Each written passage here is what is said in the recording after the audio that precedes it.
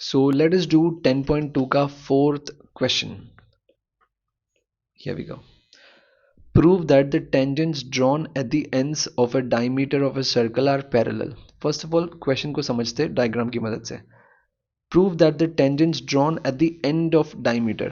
तो लेट करते कि ये हमारा सर्कल है, ओके, और सर्कल का ये है डायमीटर, ठीक है. We know what a diameter is, I am sure. और डायमीटर के एंड में हमने बना दिए टेंजेंट्स, ठीक है, ये बना दिए हमने tangents. So tangents drawn at the ends of A diameter, तो डायमीटर के एंड में ये टेंजेंट्स बना दिए. अब ये दोनों आपस में पैरेलल है, ये हमको प्रूव करना है. This is our question. तो लेट इसको नेमिंग कर देते फर्स्ट ऑफ ऑल. ये लेट करते, ये ए है, ये बी है, ये सी है, ये डी है. ये पॉइंट ऑफ कांटेक्ट को ई बोलते, इसको एफ बोलते हैं, और ये सेंटर को ओ बोल देते हैं.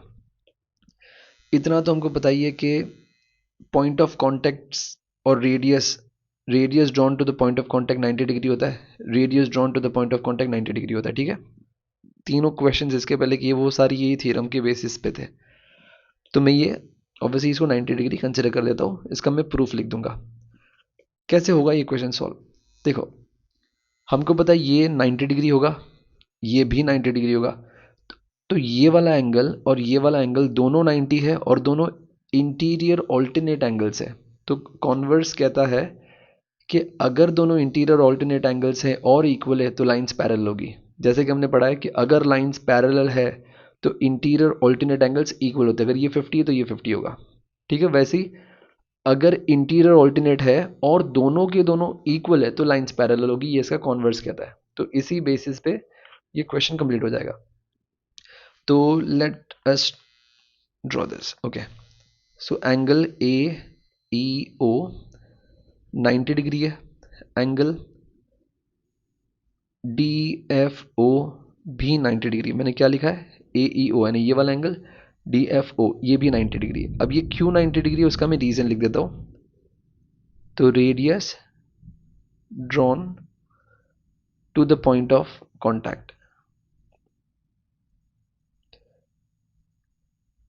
ओके. तो ऑब्वियसली उस थियरम के हिसाब से ये दोनों 90 डिग्री होते हैं.